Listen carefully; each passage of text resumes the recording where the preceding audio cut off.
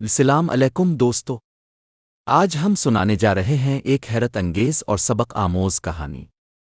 کیا آپ نے کبھی سنا ہے کہ ایک حلوہ بیچنے والے کی ملاقات ایک جن سے ہوئی؟ آئیے جانتے ہیں کہ اس ملاقات نے اس کی زندگی کیس۔ ایک گاؤں میں ایک غریب حلوہ بیچنے والا تھا۔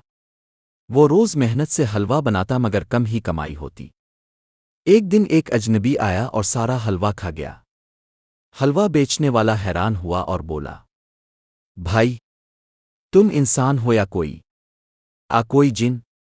وہ شخص مسکرا کر بولا، میں جن ہوں مگر تمہاری محنت اور سچائی نے مجھے متاثر کیا ہے۔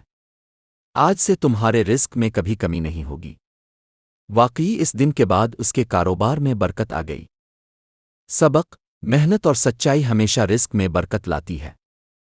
دوستو، یہ کہانی ہمیں یہ سبق دیتی ہے کہ محنت اور سچائی کبھی ضائع نہیں جاتی۔